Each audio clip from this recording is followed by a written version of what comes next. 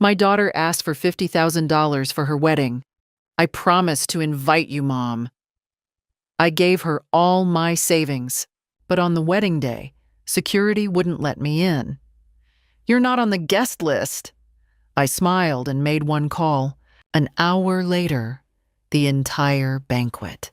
Good day, dear listeners. It's Clara again. I'm glad you're here with me. Please like this video and listen to my story till the end, and let me know which city you're listening from. That way, I can see how far my story has traveled.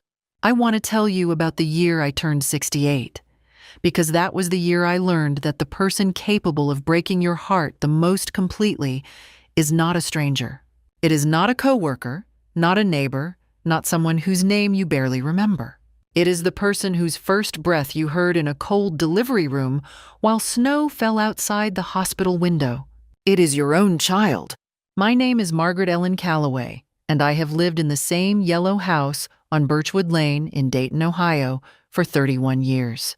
I raised my daughter, Renee, in that house.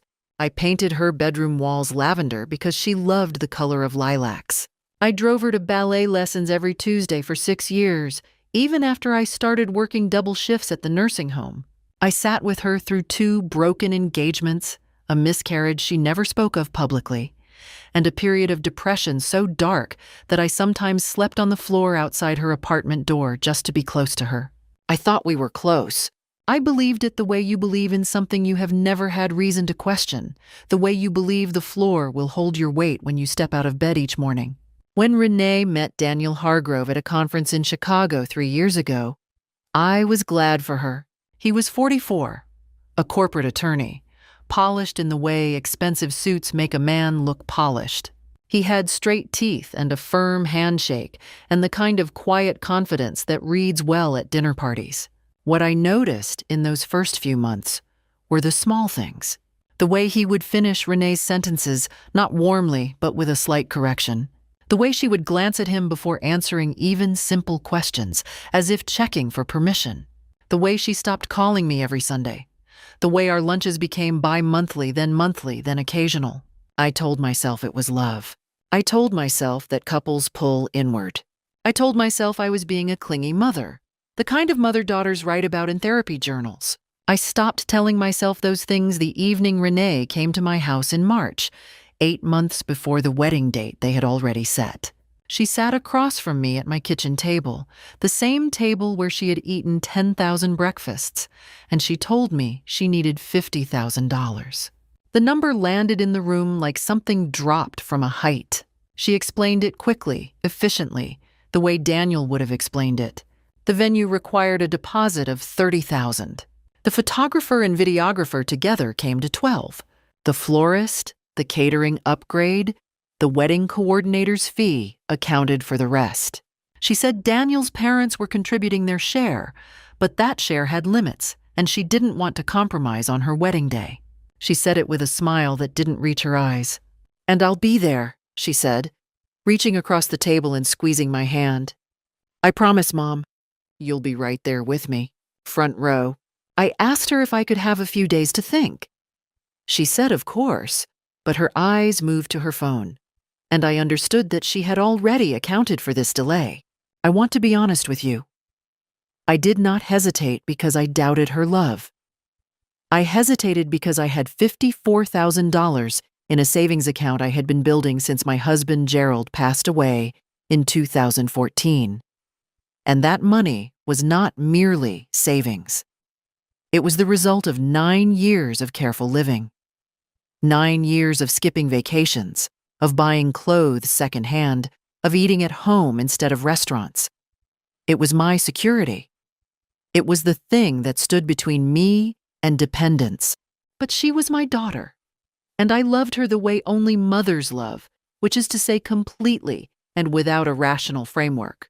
I transferred the money 3 weeks later. $50,000 wired to an account Renee sent me by email.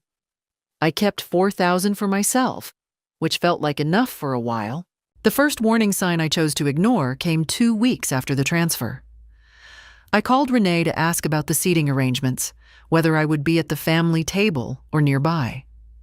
She said the seating chart was still being worked out. That was fine. I understood planning took time. The second warning sign came 6 weeks later, when I asked if she had chosen a dress yet and whether she wanted me to come with her. She said she had already been with Daniel's mother, Patricia Hargrove. She said it casually, the way you mention something small. I stood in my kitchen and looked out at the yard where I had once pushed Renee on a swing set, and I felt the first thin crack appear in something I had trusted completely. I did not name what I felt then. I simply filed it away in the manner of women who have survived too much to collapse over premonitions. I would not have the luxury of premonitions for much longer. The calls became less frequent after the money was transferred. I noticed this the way you notice a change in weather, not all at once, but through accumulation. One unreturned message became two. A Sunday that passed without any contact became a pattern. When Renee did call, the conversations were brief and surface level, the kind of exchange you have with a pleasant acquaintance rather than your mother. I am not a woman who panics easily. 68 years will either break you or temper you, and I had been tempered by things that would have broken others. Gerald's illness. The years of night shifts. The winter my furnace failed and I couldn't afford to fix it for 3 weeks. I had learned to breathe through fear before acting on it. But by July, 4 months before the wedding, I could no longer pretend that nothing was wrong.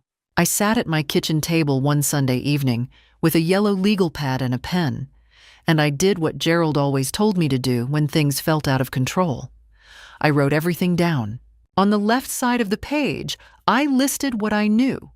I had transferred $50,000 to Renee's account. I had not been included in any wedding planning. I had not met the wedding coordinator. I had not been asked about my outfit, my +1, my dietary preferences, the small logistics that confirm a guest's presence.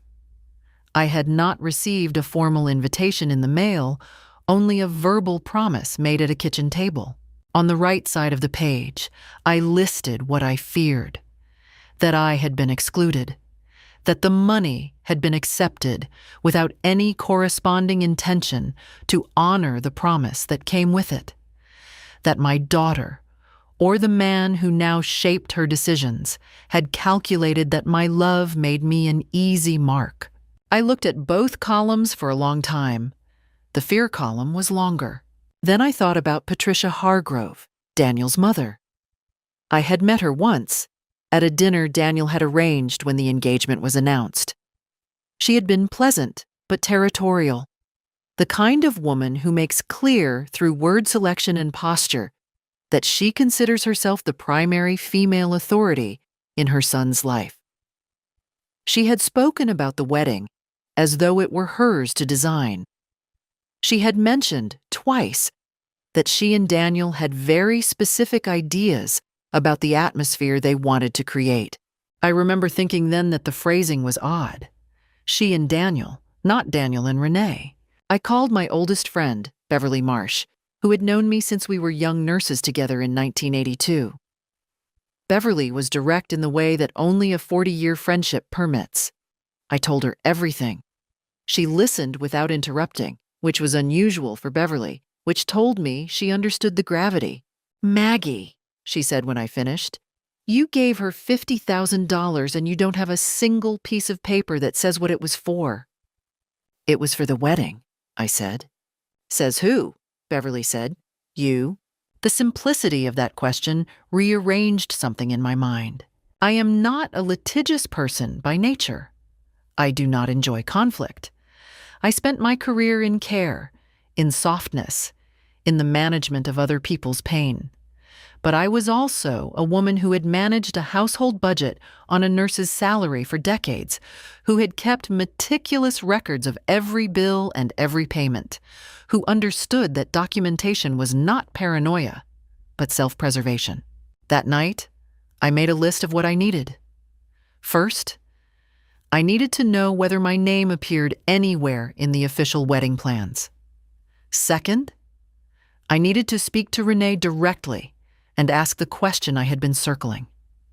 Third, if her answers were evasive, I needed to consult someone who understood what my legal options were, and I needed to do all of this quietly. Because if I was wrong, I did not want to damage something irreparable.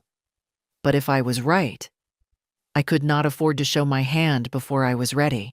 The following Monday morning, I drove to the office of Thomas Eakin, an estate and family law attorney, whose name Beverly had given me 2 years earlier for an unrelated matter. I sat in his waiting room with my yellow legal pad and my records of the wire transfer, and I waited for my name to be called. I was 68 years old, and I had made too many sacrifices to be discarded, like a funding source whose purpose had been fulfilled. Whatever came next, I was going to face it standing upright. Thomas Eakin's office was on the 4th floor of a downtown building that smelled of old carpet and central heating. He was a careful man in his late 50s, the kind of attorney who listens more than he speaks and whose silence has weight. I laid everything out for him: the transfer, the verbal promise, the increasing silence, the exclusion from planning. He asked me several questions. Did I have any written record of the promise Renee had made? I had the text messages leading up to the transfer in which she had written, "You'll be part of everything, Mom. I mean it." He asked if I had anything more specific. I said no. He told me that without a written agreement, recovering the money as a loan would be difficult, but not impossible, depending on context and documentation. He told me that the texts were something. He told me to gather everything I could: bank statements, message threads, any correspondence that established the understanding under which the money was given. He also told me something I had not considered. He said that if I had reason to believe the money had been obtained through a promise the giver never intended to keep, that was a different matter than a family disagreement. He said it evenly and without drama, and I understood what he was telling me without him having to say it plainly. I drove home and spent 3 evenings compiling every text message, every voicemail, every email between myself and Renee over the past 12 months. I printed them at the library on Maple Street. I organized them chronologically in a manila folder. What I found, reading them all in sequence for the first time, was a pattern I had missed while living inside it. Before the transfer, Renee's messages were warm, frequent, full of detail. She texted me photos of venues, asked my opinion on centerpiece flowers, mentioned that she wanted me seated beside her at the head table. After the transfer, the warmth did not disappear immediately. It tapered, like a tide going out slowly enough that you don't notice until you're standing in dry sand. I also found something more concrete. In late April, 6 weeks after the transfer, Renee had sent me a message asking whether I had thought about what I was going to wear, because the wedding had a formal color palette, and guests were asked to coordinate. The color palette, she wrote, was ivory and sage. She said Patricia had already helped her plan the visual flow of the event. Patricia, again. I called Renee the first week of August. I had planned the conversation carefully. I did not want to alarm her. I simply said I was looking forward to the wedding and asked if there was anything she needed from me in terms of preparation. She said everything was handled. I asked as naturally as I could whether my invitation had been sent to the right address. There was a pause. A very specific kind of pause, the kind that is filled with the sound of someone choosing words. She said the formal invitations had gone out to the main guest list, but that family would be confirmed through personal communication. She said she had meant to call me. She said things had been hectic. Of course, I said. I understand. I just want to make sure I'm on the list. Of course you are, she said. But she did not say it immediately. And the pause before it was the loudest thing I had heard in years. The following Saturday, I did something I am not proud of, though I would do it again. I drove to the wedding venue, a converted estate called Whitmore Hall, 40 minutes outside of Dayton. I went during the open hours they advertised for event inquiries. I asked, as a prospective client, if I could see the space. The coordinator, a brisk young woman named Claire, showed me the rooms. While she was explaining the catering setup, I mentioned that my niece had recently booked the venue for a November wedding. I described the event. I said I was hoping to attend and wanted to see the space in advance. Claire said they did have a Hargrove Calloway booking in November, and that it was a beautiful event in planning. I asked if she could confirm my name appeared on the confirmed guest list, explaining that I was older and sometimes correspondence got lost. She hesitated, but she pulled up the file on her tablet. She scrolled. She looked up at me with the careful expression of someone delivering news they have not been asked to deliver. "I'm sorry," she said. "I don't see your name here." I thanked her, said there must be a mix-up, and drove home. I sat in my car in the driveway for 20 minutes before I went inside. It was real. It was documented. My name was not on the guest list of the wedding I had paid for, and for the first time since this began, I felt something settle over me that was not grief. It was clarity. I went back to Thomas Eakin the following week with the manila folder and the coordinator's confirmation and the printed text messages. I also brought my bank statements showing the wire transfer. He reviewed everything methodically.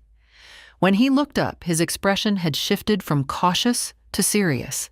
"The text messages are useful," he said, "particularly the ones before the transfer in which your daughter explicitly associated the money with your participation in the wedding. Combined with your exclusion from the guest list, you have grounds to pursue this as a civil matter. Recovery of funds given under false pretense, or at minimum, under a misrepresentation of the conditions." He explained the process. He could send a formal demand letter to Renee outlining the basis of the claim and requesting either return of the funds or written confirmation of her intent to honor the original understanding, specifically my guaranteed presence at the wedding as a guest. He said the letter would give her 14 days to respond. He said it would also, necessarily, put the situation on record. "She'll know you're serious," he said. "I want her to know," I said. The letter went out on a Tuesday. By Thursday evening, my phone was ringing. It was not Renee who called first. It was Daniel. His voice was controlled in the way that men who are angry but disciplined keep it controlled. He said he understood there had been some kind of legal correspondence and that he wanted to speak with me directly before things escalated unnecessarily. He said he and Renee were very hurt that I had gone to an attorney rather than simply talking to them. He said the wedding planning had been complicated and that of course I was going to be there. "Then confirm it in writing," I said. "That's all Mr. Eakin is asking." There was a silence that felt expensive. "I don't think you understand what you're doing to your relationship with your daughter," Daniel said. His voice had dropped slightly, the way voices drop when they want to sound like gravity rather than anger. "This is going to affect things in ways you can't take back." "I transferred $50,000 based on a promise," I said. "I'm asking for that promise to be honored. That is not an attack. That is a reasonable request." He said he would talk to Renee and call me back. He did not call back that evening. What happened next came from a direction I had not anticipated. Patricia Hargrove called me Friday morning. I had never given her my number, which meant she had obtained it from Renee or from Daniel, which meant they had discussed this as a coordinated household. Patricia was not controlled the way Daniel was controlled. She was cold, which is a different thing. She told me that I had embarrassed the family. She told me that the wedding was a private event and that the guest list was Daniel and Renee's to manage as they saw fit. She told me that what I had given Renee was a gift and that gifts did not come with conditions and that an attorney's letter was a petty and transparent attempt at manipulation. I let her finish. "Mrs. Hargrove," I said, Your son's wedding is taking place in part because of my savings. My name is not on the guest list. I have documented both of those facts. The letter my attorney sent is a courtesy before I consider other options.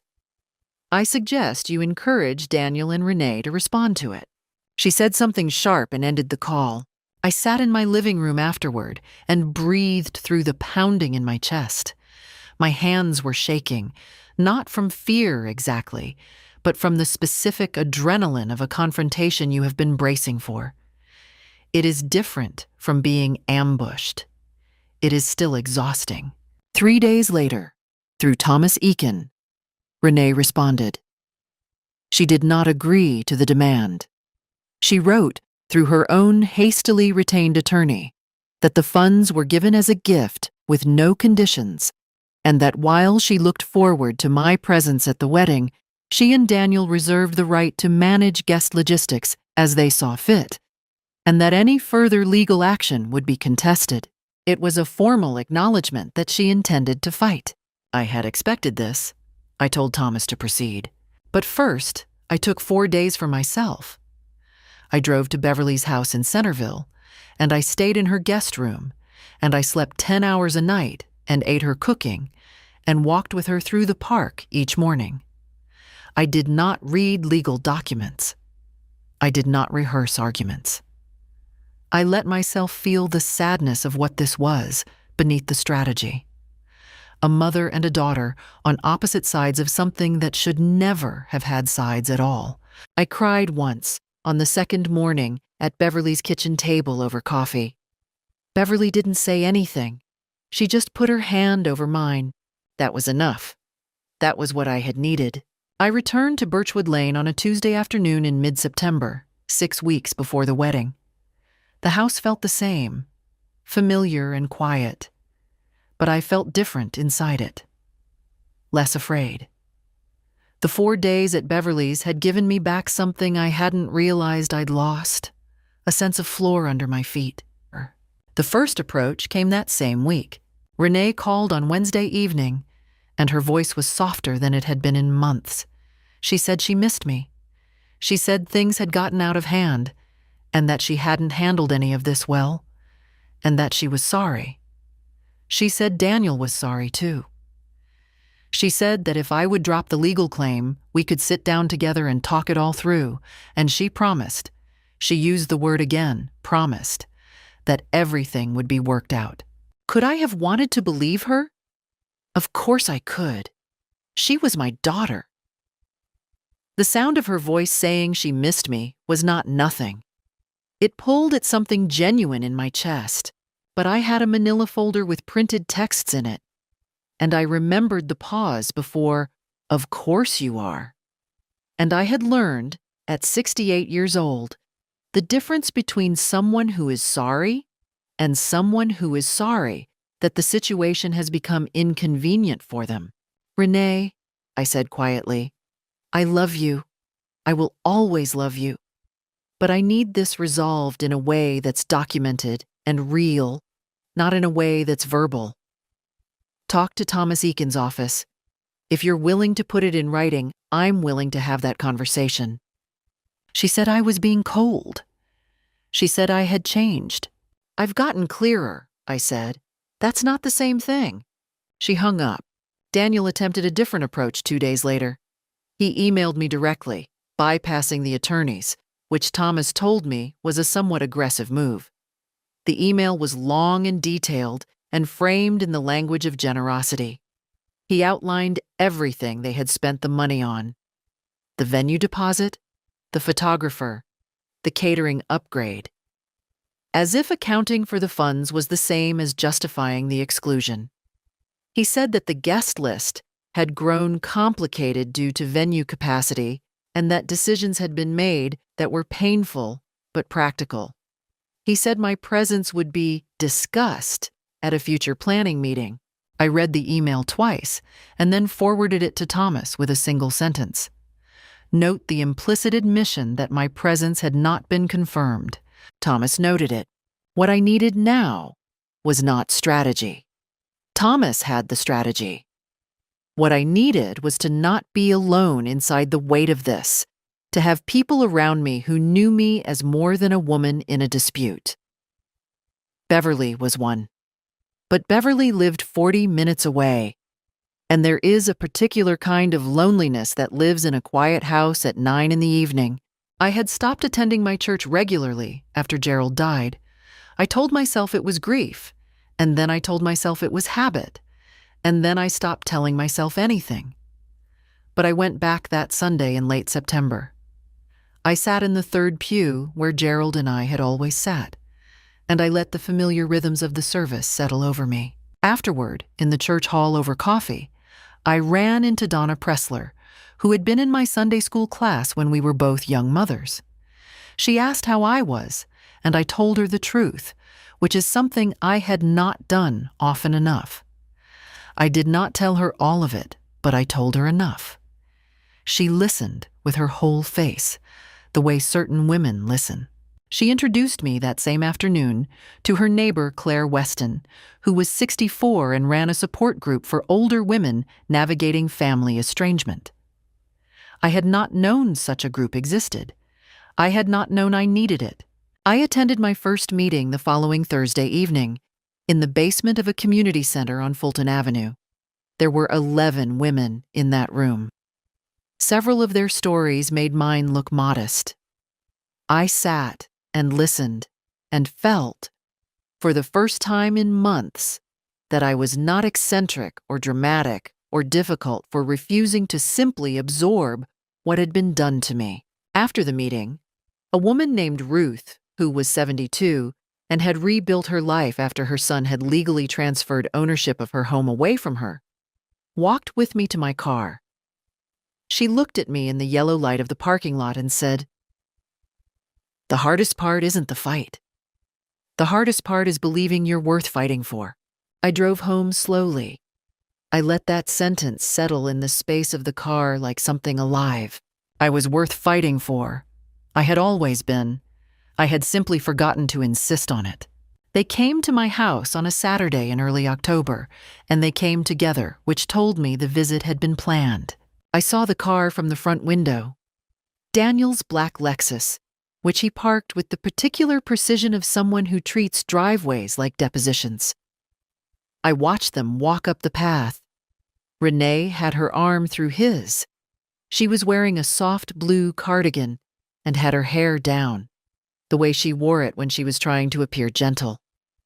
Daniel was in business casual, no tie, which I recognized as a deliberate gesture of informality.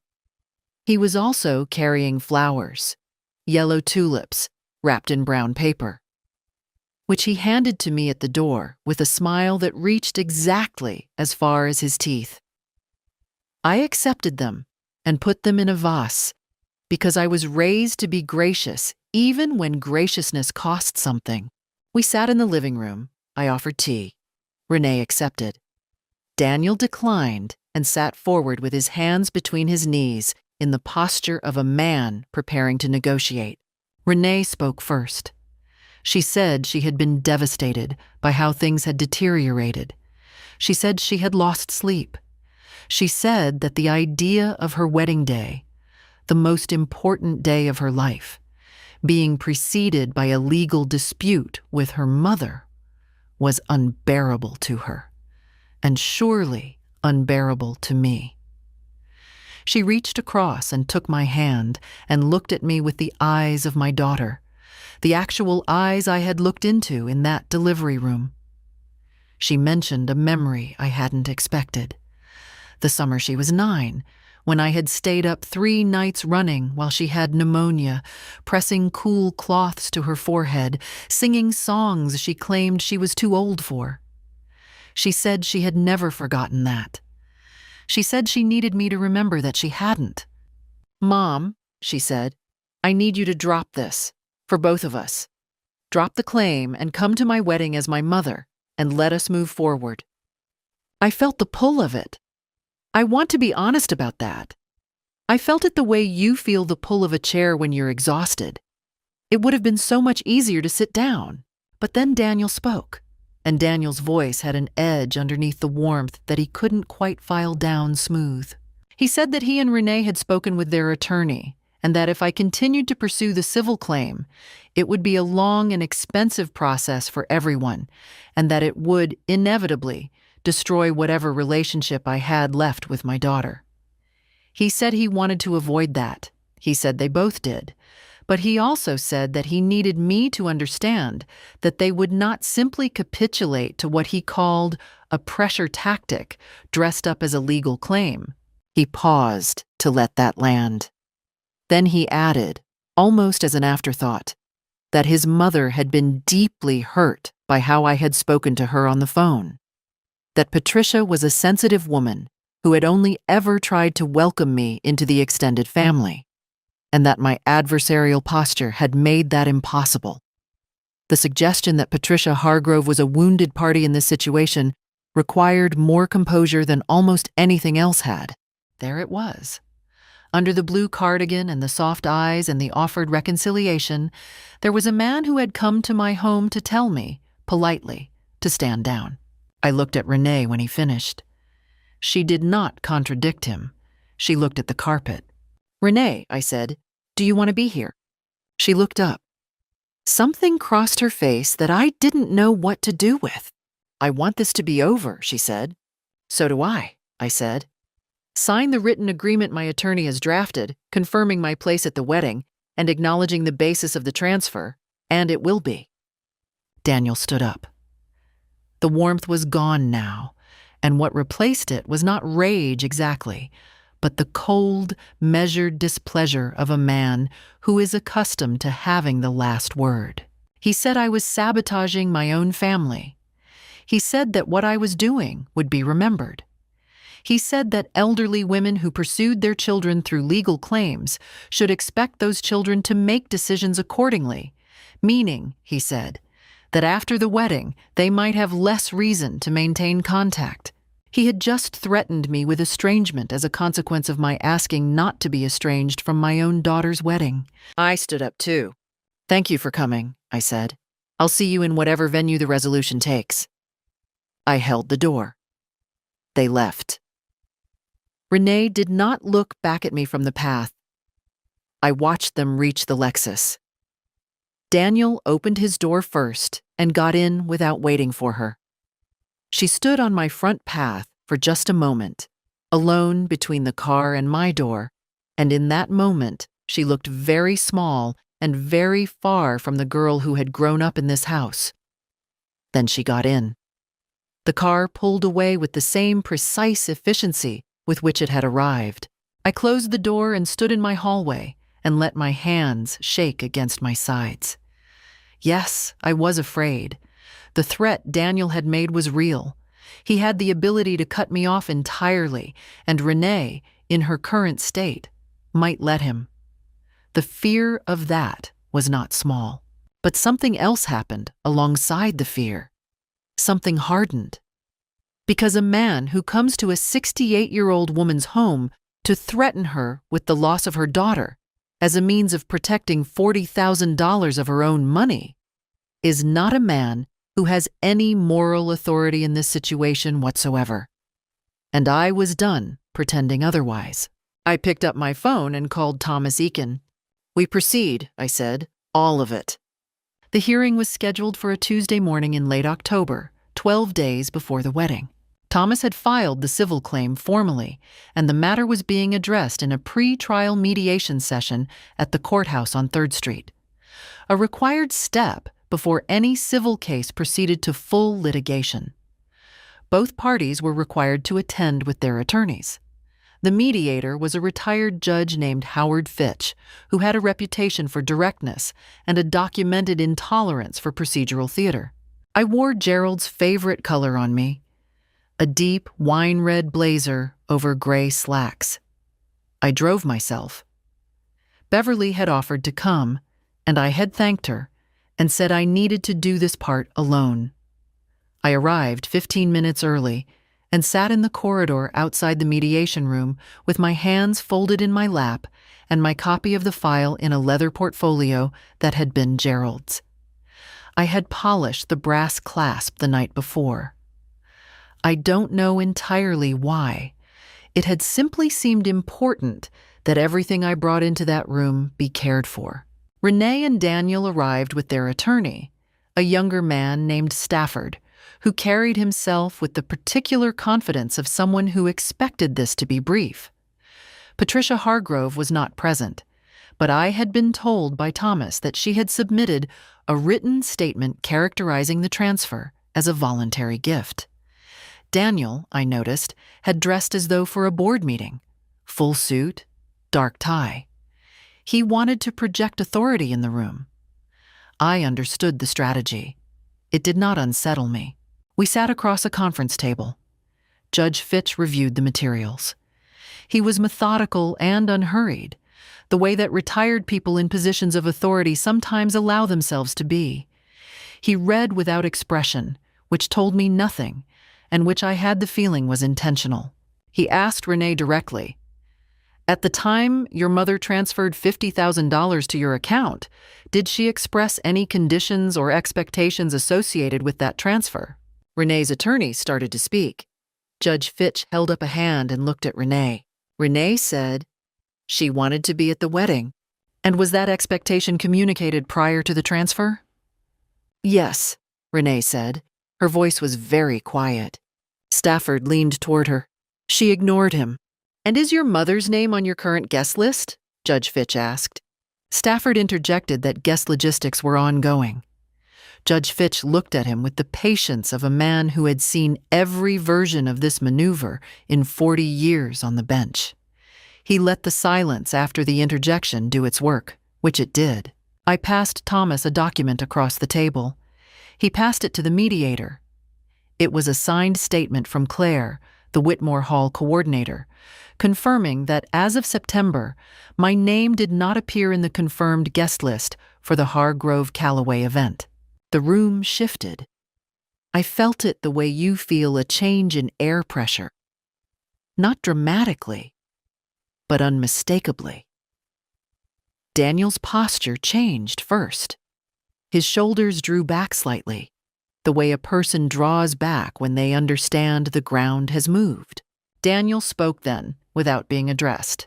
He said the document was obtained under false pretenses, that I had misrepresented myself to the venue coordinator to gain access to private information. His voice had the clipped, staccato quality of a man who is losing terrain and knows it. Judge Fitch asked him to wait his turn. The instruction was delivered with the same unhurried calm as everything else, which made it more pointed, not less.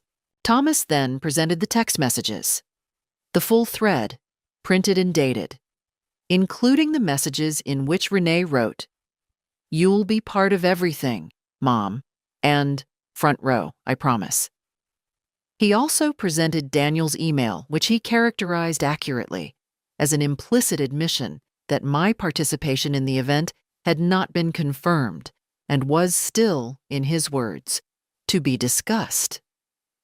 He laid each document on the table as he spoke, deliberately, one at a time, giving the room time to absorb each one before the next arrived. It was a quiet, methodical dismantling, and it was effective precisely because it was quiet. Stafford tried to reframe. He argued that text messages between a mother and daughter were personal expression, not contractual commitment.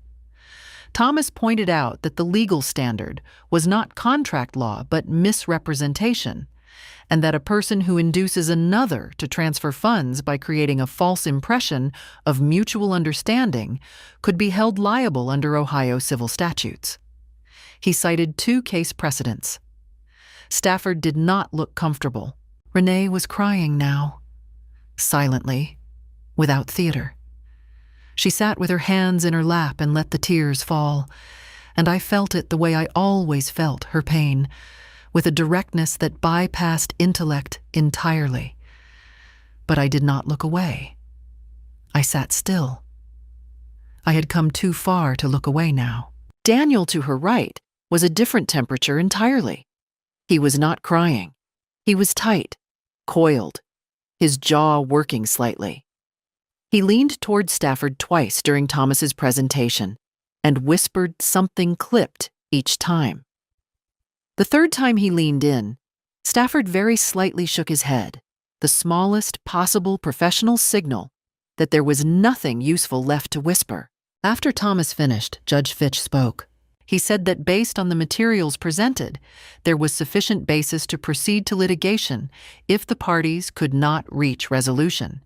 He said that the evidence suggested a reasonable person would have understood the transfer to be conditional on a specific outcome, specifically the mother's inclusion in the wedding. He said that the absence of that inclusion, combined with documented assurances prior to the transfer, constituted grounds for a serious claim. He then looked at Daniel and Renee and said, quite simply, "I would strongly recommend you consider the resolution being offered, which is not the return of funds, but the honoring of the original understanding." He set down the folder with a small, final sound. "The question before you," he said, "is whether you want to spend the next several months in litigation over this, or whether you want to go to your wedding." Daniel started to say something about bad faith, about coercion, about the precedent being set here. His voice rose fractionally on the word precedent, which was the first crack in the controlled surface he had maintained all morning. He got 3 sentences in before Renee put her hand on his arm. "Stop," she said. He looked at her. And for a moment I saw something in his expression that I had not seen before. Not anger, but surprise. The specific surprise of a man who had not expected the person beside him to have a separate will. She looked at me. "Mom," she said, "I want you there." The sentence was simple. It held no legal weight. It was not a signed document or a formal concession. It was my daughter's voice in a courthouse conference room, saying the thing that should never have needed to be said in a courthouse at all. I had waited for it for 7 months. The mediation produced a written agreement, signed that same afternoon, before we left the building on 3rd Street. Thomas had drafted the terms carefully. The agreement confirmed my place at the wedding. Table assignment at the family table, named specifically on the official guest list, with written confirmation from the venue within 5 business days. It confirmed that the $50,000 transfer had been made in the context of expectations that would now be formally honored. It did not require Renee to return any money, which had never truly been my goal. My goal had always been simpler than money. My goal had been what any mother would want, to be present at her daughter's wedding, not as a creditor collecting on a debt, but as the woman who had earned that front row seat over a lifetime. Daniel signed with the expression of a man swallowing something that didn't go down well. His pen moved across the paper with the efficiency of someone who has lost and knows it and intends to process that fact somewhere private, later, in his own way. His attorney looked at him twice during the signing, as if checking for objection. There was none. There was nothing left to object to. Stafford gathered his papers with the subdued manner of a man who had arrived expecting a short meeting and was leaving with a different understanding of the situation. Thomas handed me my copy. He was not a demonstrative man, but he shook my hand with both of his, which told me enough. I thanked him. He said the words attorneys say in these moments, that he was glad it had resolved, that I had built a strong case, that the documentation had been decisive. I listened and nodded, and thought about the yellow legal pad I had started with on a Sunday evening in my kitchen, and the distance between that moment and this one. I drove home alone, as I had driven there alone. I did not cry in the car. I turned on the radio and let an old country station play, one of those stations that plays songs from the 70s that you know all the words to without remembering ever having learned them. I drove the long way home, through the neighborhoods near the river, where the October trees were red and yellow against a gray sky. I passed the park where I used to take Renee when she was small, where she had chased pigeons with a seriousness that made strangers laugh. I drove slowly. I was not in a hurry. I had been in a hurry for 7 months, and now I was not. The 5 days before the wedding were not simple. Renee and I did not have the reconciliation scene you might imagine, not then. The agreement had been signed, the legal matter was resolved, but the emotional matter was different and deeper and not subject to mediation schedules. We spoke twice on the phone.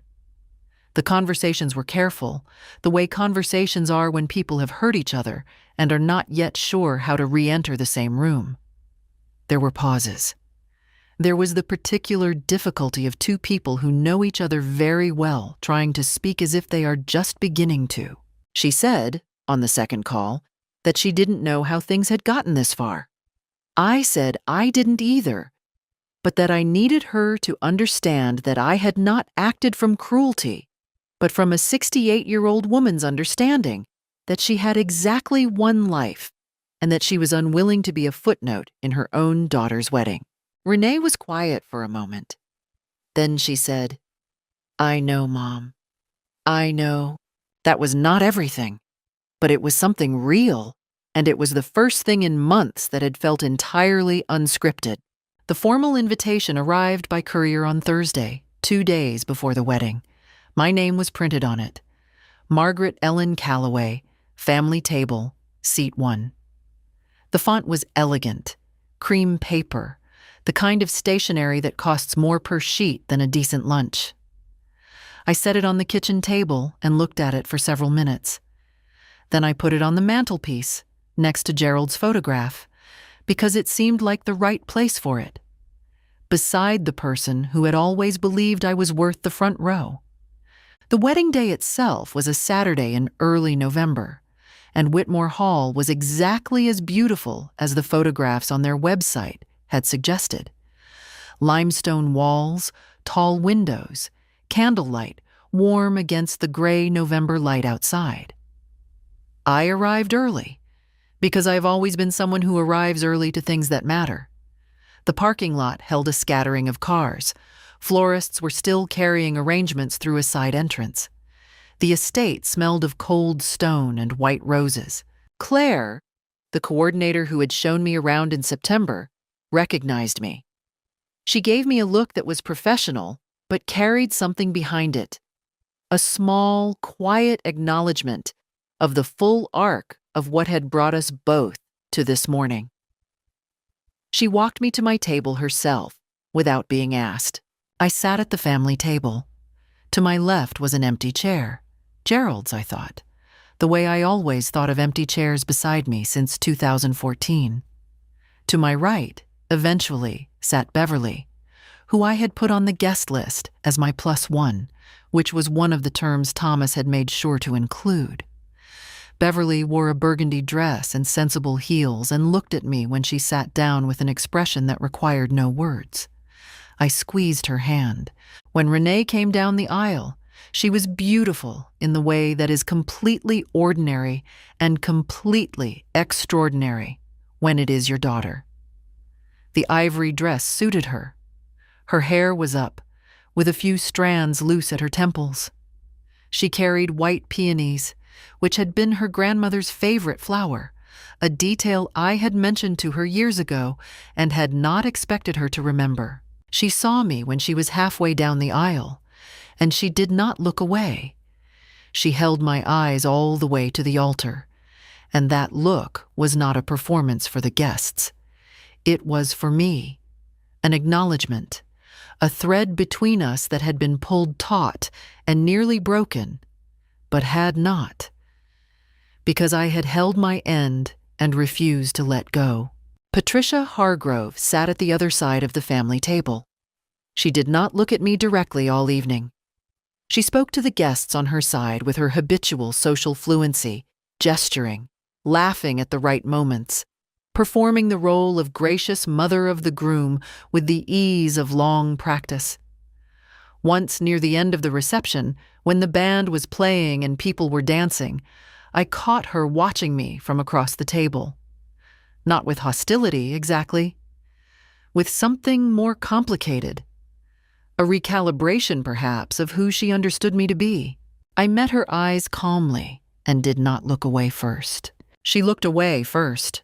I danced with Beverly to a Frank Sinatra song after the cake had been cut. I ate the meal, which was excellent. I toasted the couple with a glass of champagne that I only half drank because I never really liked champagne, and I had decided, somewhere in the last 7 months, to stop consuming things I didn't like simply because refusing them seemed impolite. And I sat at the family table at the wedding I had paid for, where I had always been supposed to be, in the seat that had my name on it, next to my oldest friend, in a room full of candlelight and music. Gerald would have found the whole legal business mildly dramatic and entirely worth it. I could hear him saying so. That thought made me smile into my champagne glass at no one in particular, and the smile was completely genuine, which is the only kind worth having. In the months that followed the wedding, my life began to rearrange itself into something I had not expected. Not a dramatic transformation, but a gradual one. The kind that happens when you stop bracing for impact and allow yourself to simply live. I continued attending the Thursday evening group at the community center on Fulton Avenue. What had begun as crisis support became, for me, something more sustained and valuable. I became one of the group's consistent voices, not as someone with authority, but as someone who had gone through a specific kind of fire and could sit with others in theirs. Donna Pressler joked that I should get a nameplate for my chair. I told her I preferred to think of it as a permanent reservation. Ruth, who had walked me to my car in the parking lot that autumn night, became a genuine friend. We had dinner together every other week at a diner on Wayne Avenue that served the best chicken soup I had encountered since my mother's kitchen. Ruth was sharp-minded and unsentimental and made me laugh in the specific way that only people who have survived serious things can make you laugh, with an edge underneath the humor. Beverly and I planned a trip to Vermont for the following spring, something we had talked about for 20 years and never done. We booked it in January, a 5-day drive through the Green Mountains, bed and breakfasts, covered bridges, the sort of trip that would have seemed indulgent to me 2 years before. I bought new walking shoes. I let myself be excited about them. I returned to church consistently, not out of obligation, but because I found that I wanted the community of it, the ritual, the simple practice of sitting in the same pew and being known by the people around me. Several women in the congregation who were close to my age became fixtures in my week. Coffee after the service, occasional dinners, the ordinary texture of belonging somewhere. The relationship with Renee was slow. I want to be honest about that rather than romantic. The wedding had produced a formal resolution, not an emotional one, and emotional resolution was a different and longer process. We began having monthly lunches, just the two of us, at a cafe on Brown Street that she suggested. The early lunches were careful. We talked around things before we talked about them. By spring, we were talking about them. There were tears at a lunch in April. Renee told me that the months before the wedding had been a period in which she had felt profoundly under Daniel's influence in ways she hadn't fully recognized until afterward. She didn't call it control, exactly, but she described the way his certainty had a weight to it that compressed her own instincts. She said she had known, somewhere underneath the planning and the logistics, that what was happening was wrong. She had simply not had the room to act on it. I listened to this without rushing to absolve her. She needed to say it, and I needed to hear it without minimizing it. What I told her at the end was that I had not pursued the legal claim to punish her. I had pursued it because it was the only tool I had to create a structure strong enough that she could say yes to me in a context that Daniel could not override. She looked at me across the cafe table and said, "I know that now." It was not a full repair, but it was a real one, and it was ours. As for Daniel and Patricia Hargrove, their world did not hold its shape. The legal costs of contesting the mediation had not been trivial, and Daniel had paid them from joint accounts, which Renee had not fully understood until she reviewed their finances in the new year. That discovery was one of several that she later described to me at a lunch in March, quietly and without drama, the way you report facts that you have already processed. In February, Renee learned that Daniel had been managing their accounts in ways that centralized his access and limited hers. Joint accounts she nominally co-owned, but had no practical visibility into. She consulted her own attorney, a woman named Susan Harlan, on Beverly's recommendation. By June, Renee had filed for separation. I did not celebrate this. I want to be clear about that. My daughter's marriage ending was not a victory. But watching her navigate it with her own attorney, her own funds, her own decisions, watching her move back into herself, that was something I could not pretend not to feel. Patricia Hargrove, for her part, had maintained her social position in their suburb north of Dayton through a careful management of appearances. That management became harder through the summer as the separation proceedings became locally known. The written statement she had submitted characterizing my transfer as an unconditional gift was reviewed as part of Renee's proceedings and did not reflect well on her credibility. She did not reach out to me. I did not reach out to her. My $4,000, all that remained of Gerald's savings after the transfer, did not last long as a fund, but it lasted long enough. I had, by the late spring, taken on a small consulting role helping a local hospice organization review their family communication protocols, drawing on my decades of nursing experience. The work was part-time, meaningful, and compensated in a way that let me rebuild slowly. The yellow house on Birchwood Lane was still mine. Still the same shutters, the same lilac bushes Gerald had planted along the fence in 1994, still the same kitchen table at which I had signed too many things with too much trust and not enough documentation. I did not replace the table. I bought a new lamp for beside it, a warm one that cast the room in good light. That seemed like enough of a change and exactly the right kind. What would you have done in my place? Leave your answer below. Share this story with someone who needs it. Thank you for listening.